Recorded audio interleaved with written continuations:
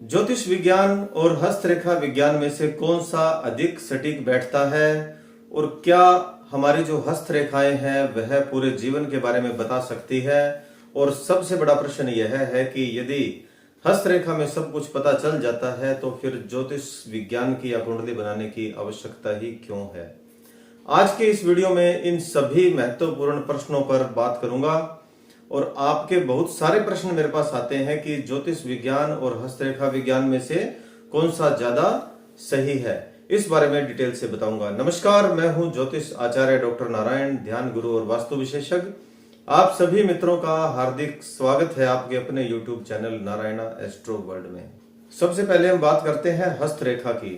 देखिए, हस्तरेखा में बहुत सारी रेखाएं होती है। कोई भाग्य रेखा है, जीवन रेखा है, हृदय रेखा है, मस्तिष्क की रेखा है, मणिबंध है जो यहाँ पर होती है। मैंने वीडियो भी बनाया था मणिबंध के बारे में। और पर्वत होते हैं, यहाँ पर बृहस्पति पर्वत, शनि पर्वत, मंगल पर्वत और ये शुक्र पर्वत। यह जो सभी पर्वत और रेखाएं हैं यह हमारे जीवन के बारे में बहुत कुछ बता देती हैं। हमारी जो रेखाएं हैं वह समय समय पर बदलती रहती है और पर्वत भी कभी कमजोर या कभी शक्तिशाली बन जाते हैं। इसलिए हस्तरेखा को कभी भी देखा जा सकता है कि इसमें ना तो जन्म समय की जरूरत पड़ती है, ना ही जन्म तारीख की और ना ही जन्म स्थान की। कई मित्रों के प्रश्न है कि क्या हस्तरेखा से जन्म पत्रिका भी बनाई जा सकती है। तो इसका सीधा सा जवाब है कि नहीं बनाई जा सकती।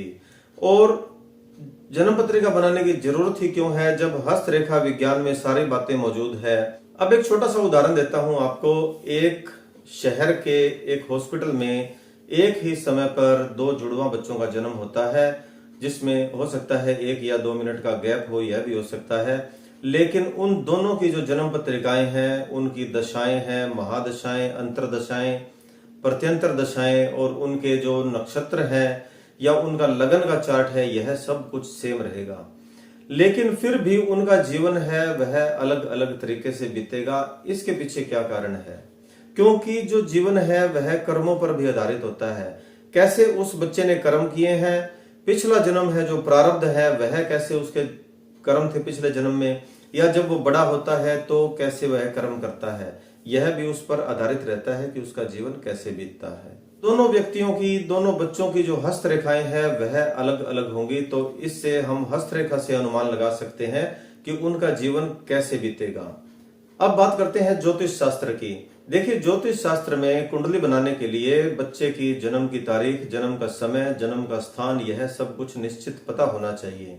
और कई बार क्या होता है कि इसमें जन्म तारीख या जन्म समय में बहुत आगे पीछे होता है तो बिल्कुल सटीक जानकारी नहीं मिल पाती। तब फिर हस्तरेखा का जिक्र किया जाता है।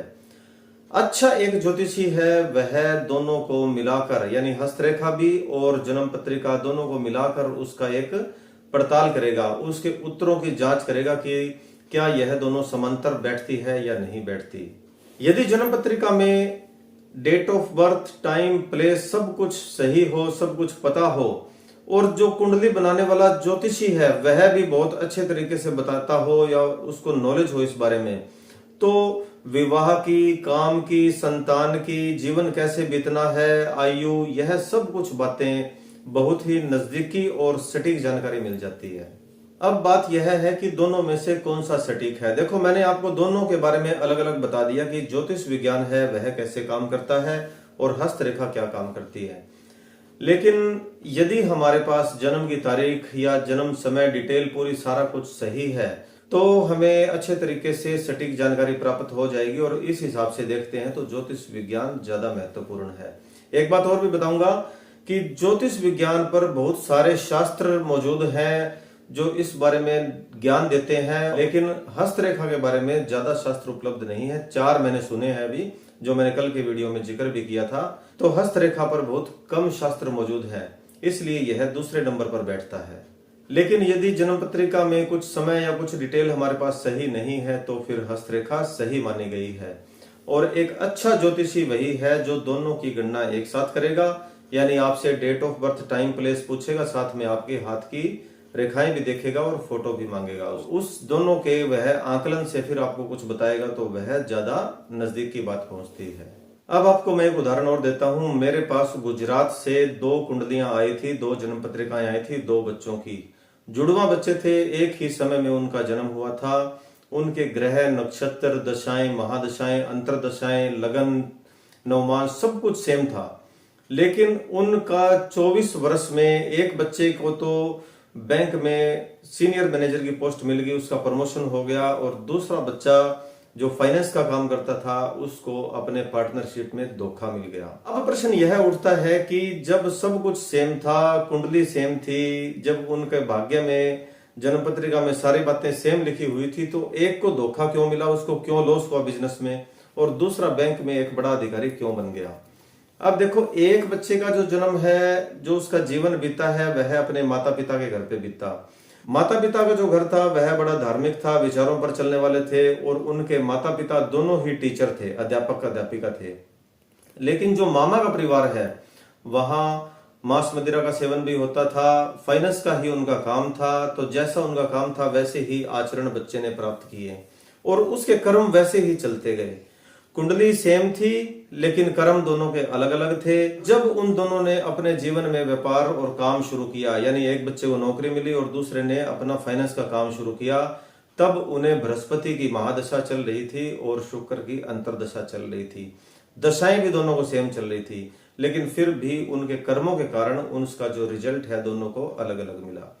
इसलिए दोस्तों, हर वीडियो में कहता हूं कि अपने कर्म जरूर सुधारो, कुंडली अपने आप सुधर जाएगी।